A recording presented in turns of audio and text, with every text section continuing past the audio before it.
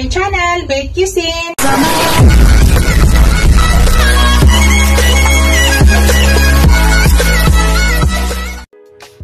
Hello guys! Today's video guys, ay gagawa ako ng bistik guys. Ito na yung ating beef guys, nahugasan ko na maigi. Tapos kinat ko na siya ng ganito, hindi ko na pinakita para hindi na masyado humaba yung ating video yan. Kinat ko na siya ng ganyan. Pero bago ko siya i-marinate guys, kita ba nyo? Yan. Bago ko siya i-marinate guys, pinupupo ko siya dito para madali siya lutuin. So dalawang klase po yan guys, ito malaki, ito maliit. So dito tayo gagamit sa maliit guys. Pag nagbibistik po ako, pinupupo ko siya para madali siya guys. Dito tayo sa maliit. Yan. Para maging manipis na siya guys. Kita ba nyo? Yan.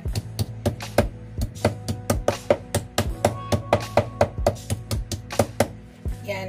Yan ang nangyari guys. Para ano siya, manipis, para madali siya lutuin. Dito tayo sa maliit na dalawa yan guys, ito malaki, ito maliit. Para mag-absorb din agad ang i-marinate natin dito, yung lasa.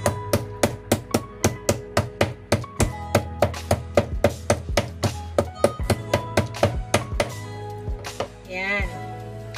Ganun ang ginagawa ko guys.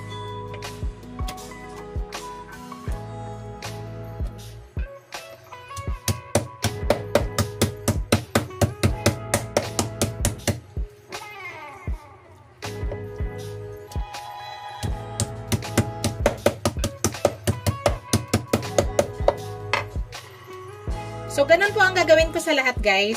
Mamaya ipakita ko sa inyo guys para hindi na masyado humaba yung ating video. Lahat po, same lang po yung proseso na gagawin ko. So, ngayon guys, ang gagawin natin, imamarinate po natin. Meron na pa akong nakahandang dito. Imamarinate natin siya.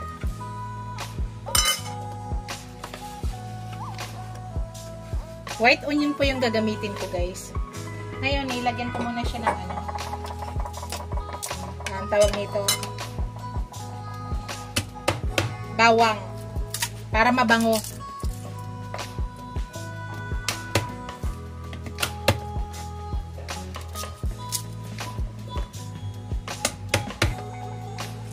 Mabango kasi yan guys, babara natin ang bawang.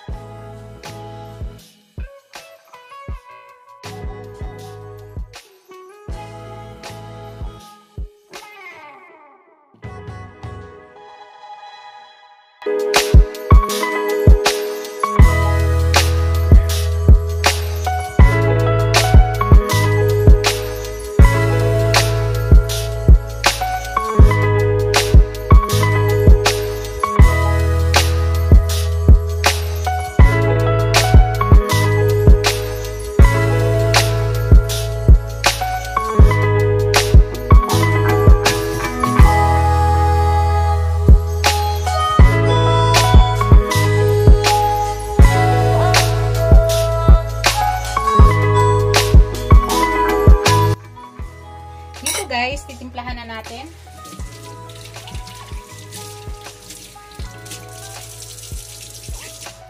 Dahil lang, nasa ako ng kamay.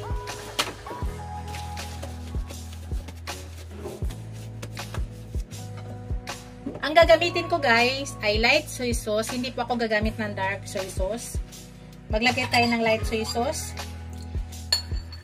Estimate ko lang to guys kasi alam ko na po yung luto ko.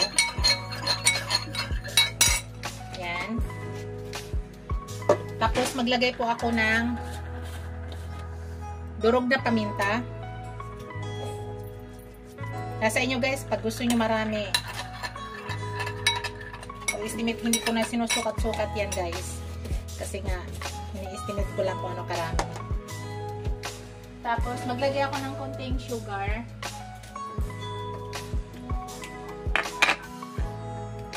Dalawang scoop na maliit na sugar guys, panguntra yan sa asim. Ganun po ako mag-biscuit guys.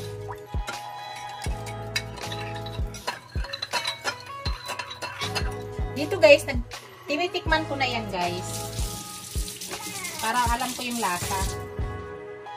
Titikman natin.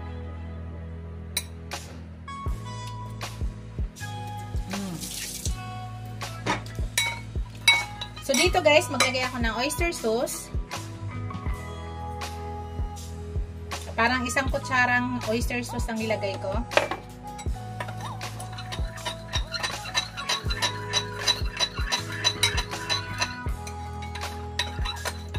So tama na rin yung asin niya guys. Tapos imimix na po natin dito. Kita ba? Yan. So mimix na po natin yan dito guys. Ako, pwede ko i-diretso dito guys ha, kasi alam ko yung timpla ko, pero kung kayo hindi ko makapag-estimate ng toyo, huwag kayo mag-direct dito para maiwasan yung malat.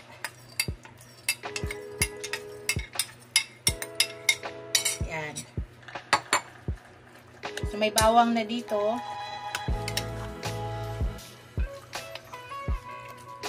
So, maganda kung mas mahabang oras ang pag-marinate nito guys, pero kung wala na kayong oras, pwede naman mga 2 hours nyo gawin. Kasi ito naka-ano na siya eh. Manipis na. Madali na lang siya mag-absorb. So yan guys. Ito mamaya, yan ang ilalagay ko. White onion po. Pakita ko mamaya, tapos mag-ano pa tayo ng bawang para mamaya. So ngayon guys, i-set aside ko muna. Ilagay ko muna sa ref. Then later, pakita ko sa inyo pag niloto ko na. Kita ko maya sa inyo guys. Hello guys. Today's video guys, magluluto po tayo ng beef steak. Nakita nyo to guys, yung minarinate ko. Yung nakita nyo sa unang video. Kahapon ko yun minarinate guys. Tapos yan, i-slice ko na rin yung kahapon. Ito po yung ating white onion na ilagay natin. So, ngayon guys, ay magluto na po tayo. Lulutuin na po natin yung ating beef steak. Ito po yung minarinate ko kahapon. So, overnight ko siya minarinate guys. Yan na po yung nangyari. Yan. So, let's go guys. Start na po tayo pagluto. So, white onion po ilalagay natin.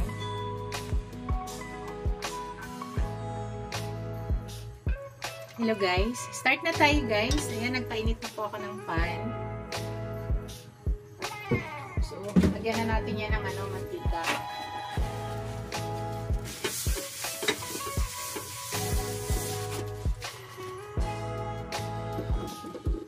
Lagay tayo ng konting oil.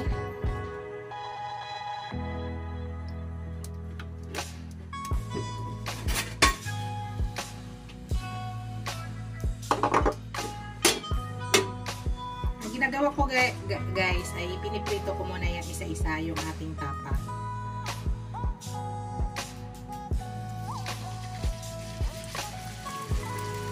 Masarap na to guys kasi overnight ang paggawa natin dito. Pagbabad natin. Hindi pala tapa to guys ha. Beef steak pala to. Beef steak. Hindi ko tapa ang gagawin natin. Beef steak. Ibig sabihin mayroon siyang sauce konti. Yun naman yung pagkaiba sa tapa. Saka beef steak. Ang beef steak ay may sauce konti. Ang tapa ay tuyo lang.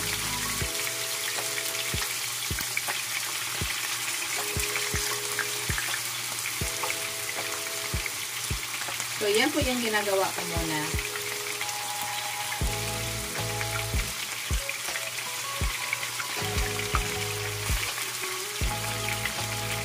Nanunuot na ang lasa nito sa loob guys. Kasi nga, nakamarinate siya magdamag.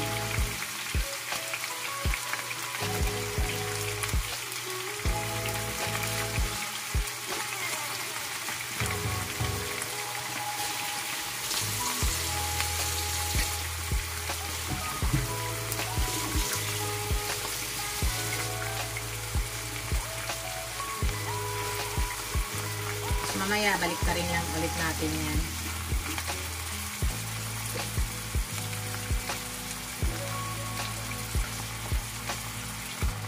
Bumubula talaga siya.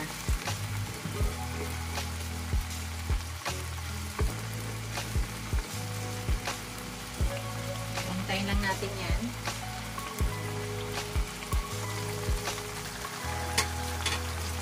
Tanggalin na muna natin guys. At isit aside muna natin to. Tapos yung iba gagawin natin.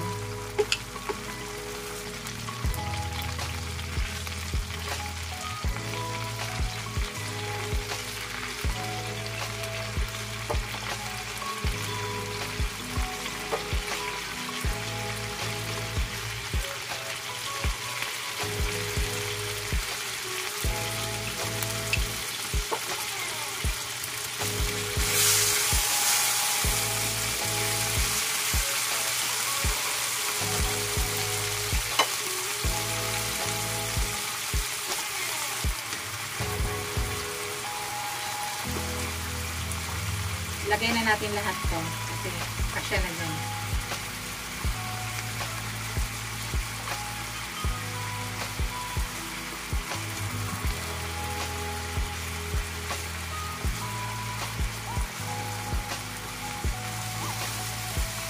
Baliktarin natin guys.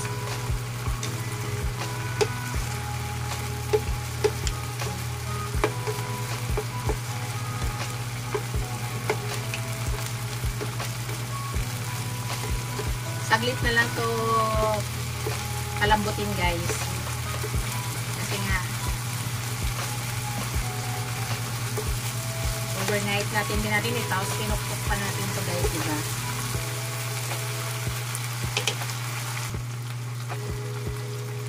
Tanggalin na natin guys. Aside muna natin. Tapos mamaya ibalik ulit natin ito. Para medyo palambutin pa natin ito. Okay. Yan pa lang yung unang ginagawa ko. Yan guys, dito na rin ako magluto ng aking bawang. So hindi na rin ako mag-ano dyan. Same pa rin na pan ang gamitin natin. Kasi yan ay sauce lang yan ng pinagmarin ka natin ng andyan. Tapos maglagay na ako ng konting sibuyas.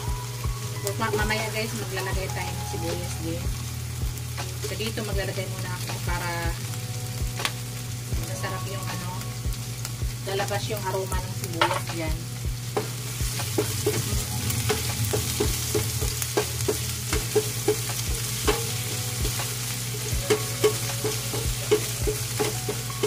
Tapos iba guys, mayroon tayong bawang na nilagay. Yan, ilalagay ko guys, ihalo ko. Sayang to. Hindi ko siya nilagay kanina sa pagprito kasi nga masusunog siya.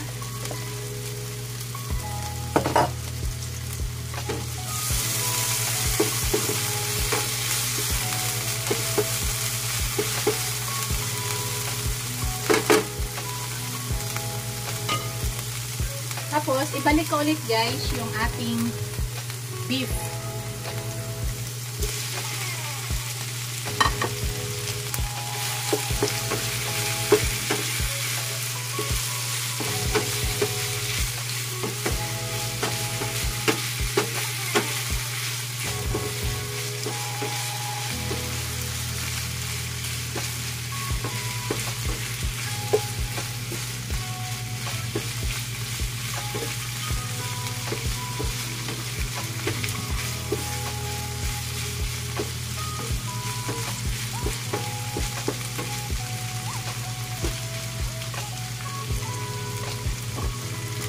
Diyan guys, maglagay ako ng konting tubig. Ang purpose ko sa tubig guys, para lumambot po. Yan. Isang kalahating tasa guys, ang ilalagay ko. Yan. Palambutin natin, mas masarap kasi ang beefsteak pag malambot. So ito guys, enough na yan. Tatakpan na lang po natin yan at pahinaan po yung apoy. Para dahan-dahan po siya lumambot. Tatakpan lang natin yan. At pahinaan ko yung apoy.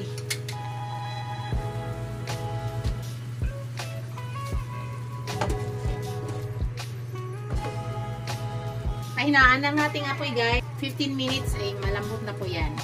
So, i-cut ko muna yung video para hindi tayo masyado humaba. Check natin guys.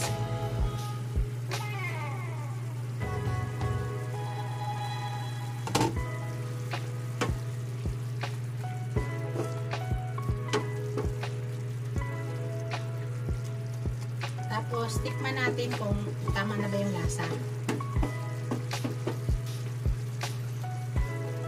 Malambot na siya.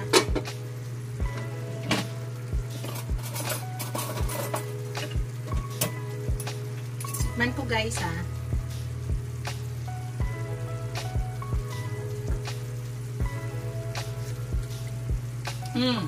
Sarap guys. Ngayon titikman natin kung malambot na siya. Yan, malambot na siya guys. Nakita nyo guys, malambot na. So, tikman natin kung luto na. Ganyan ako guys eh. Tinitikman ko talaga. Kung hindi ba siya chewing gum, yung ano siya, gummy.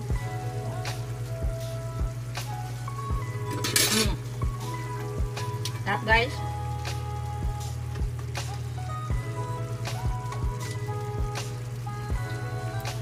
Medyo papalabutin pa natin yung sauce niya guys. Sa ngayon, naka 3 minutes pa tayo, palabutin pa natin yung sauce, takpan ulit natin yan.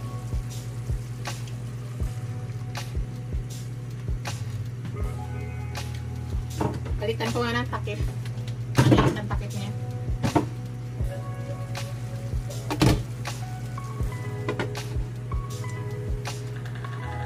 Yan. Hintayin muna natin guys. Mag-antay ng 3 to 4 minutes.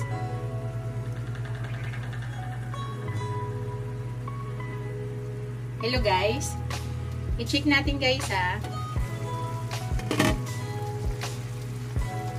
Yan. Medyo marami pang tubig guys. Puro napaka-tender na ng meat niya, ng beef. So, naka 20 minutes na tayo guys simula ng ating pinalambot to.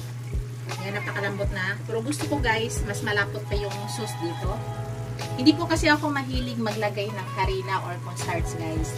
Pero kung kayo po ay mahilig maglagay, nasa inyo po yan. So, palaputin pa natin yan guys. Para lumapot pa yan. Ang ating meat ay napakalambot na. Mahina po kasi talaga yung apoy ko guys. Sobrang hina. So, wait ulit natin ng 5 minutes guys. Check natin guys. Naka 5 minutes na ulit. So, bali 25 minutes na. So, ilagay na natin yung ating sibuyas guys. Yung naitirang white onion.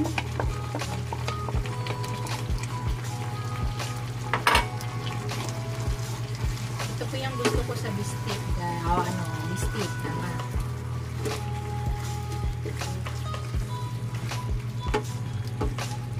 Bago pala lahat, i-shout out ko yung aking mga channel members, ang aking mga subscribers, viewers, silent viewers.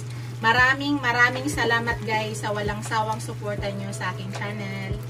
Thank you so much guys. Malapit na po tayo guys. Lutuin lang po natin yung ating onion. Takpan ulit natin. So 2 minutes guys. 1 minute to 2 minutes. Ay na po tayo. Hintayin na lang po natin. Hello guys. Check natin guys. Ayan. Luto na po guys yung ating bistik. My own recipe guys. Ilapit ko sa inyong camera guys ha. Pakita ko sa inyo. Yan na po yung aking finished product guys. Ito na po yung aking bistik. Thank you for watching guys. Don't forget to like, comment, and subscribe to my channel. See you in my next video guys. God bless us all. Bye. Ingat po kayo lahat guys. Bye-bye!